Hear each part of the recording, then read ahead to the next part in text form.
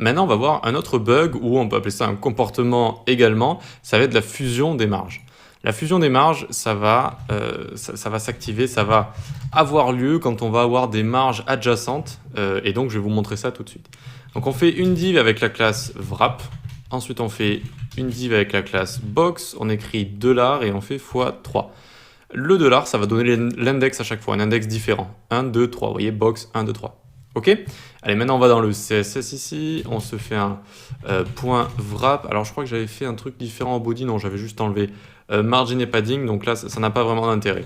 Ici donc wrap, notre parent, celui qui va wrapper tous les enfants, on met une width de 600, une height de 600 pixels, tac, on lui met un background color de, alors BG color de dark turquoise comme ça. Alors j'ai écrit quoi? Ah, j'ai écrit dark turquoise, voilà, c'est mieux comme ça. Et ensuite, on va lui mettre un margin de 100 pixels top auto, comme ça, 100 pixels top auto, donc ça va le centrer. Alors, on voit que ça le centre bien. Là, je suis à 100%. Le fait est que je vais juste me décaler un petit peu comme ça, voilà, pour qu'on l'ait bien en visuel, comme ça, très bien. Donc, on a notre wrap qui est fait. Maintenant, on va faire box 1, virgule, box 2, virgule, box 3.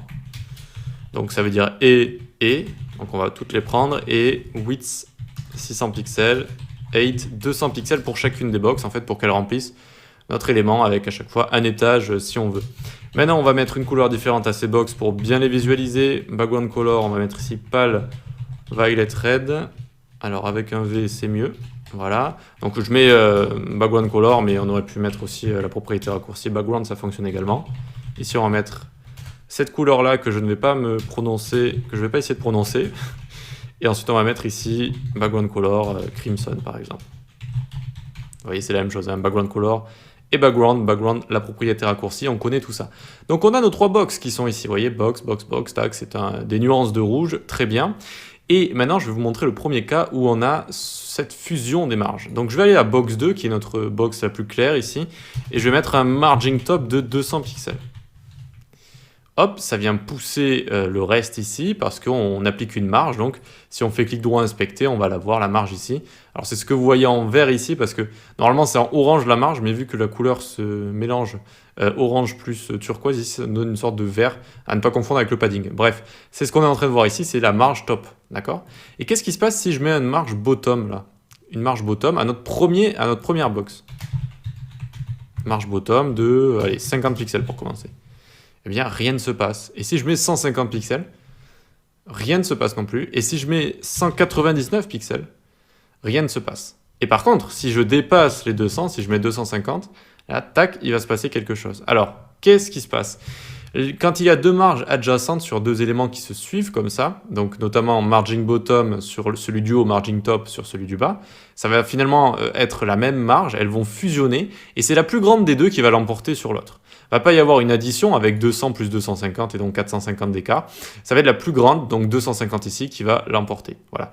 Ça, c'est le premier cas de fusion des marges qui n'est pas très problématique parce que, bon, si vous avez envie d'avoir 400 pixels ici, ben vous le mettez juste là, hein, en fait. Hein, voilà. 400 pixels, hop, et vous avez l'écart de 400 pixels. Donc là, c'est pas vraiment un problème. Même si ça peut surprendre des fois, c'est pas vraiment un problème.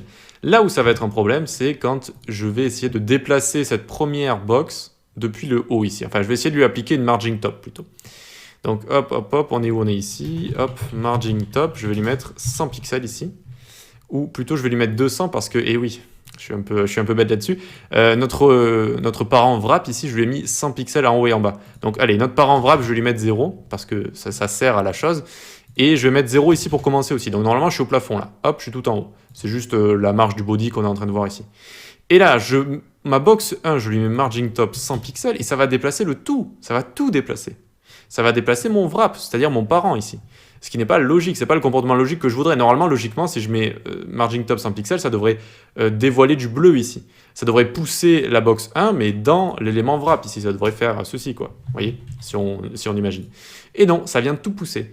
Et là aussi, on est en cas de fusion des marges, c'est quand le premier élément d'un parent va appliquer une marge et que le parent n'a pas de contenu et n'a pas de marge également. Et donc ça va tout pousser d'un coup, Alors que si j'avais commencé à mettre juste un peu de contenu ici entre les deux, par exemple juste une lettre A, eh bien vous voyez que ça a fait ce comportement où ça va me révéler du bleu comme ça va me révéler du bleu. Voilà. Et c'est juste en fait parce qu'il n'y a pas de contenu et parce que ici le parent n'a pas de margin top, parce que s'il a une marge top, eh bien ça va faire une fusion des marges classique comme on a vu précédemment. Et donc ici si je mets 100 pixels, ben, rien ne s'est passé. Par contre si je mets 300, hop, là ça va fonctionner, d'accord? Ça va fonctionner. Donc comment on peut résoudre un problème qui est quand même un petit peu plus important ici? Donc je vous l'ai dit, soit on rajoute du contenu, soit on peut rajouter une div qu'on va mettre en couleur transparent entre les deux, mais c'est pas tip top. Il y a aussi la technique de, alors ici on va enlever le margin top et on va rajouter une border top, un pixel solide, et pareil on va le mettre transparent parce que les bordures, je vous rappelle que ça rajoute du contenu en fait à un élément, hein, ça fait partie du modèle de boîte. Et vu qu'il y a un pixel solide transparent, alors on ne le voit pas, hein, la border top, mais elle est là, il y a quand même du contenu. Et donc, vu qu'il y a du contenu, la margin va pousser contre ce contenu-là et non pas contre ce qui est en dehors de la boîte. Voilà. Ça peut être une technique, c'est pas non plus tip top. Ce qui est correct ici, qu'est-ce qu'on a envie de voir finalement? On a envie de voir du bleu ici sur 200 pixels.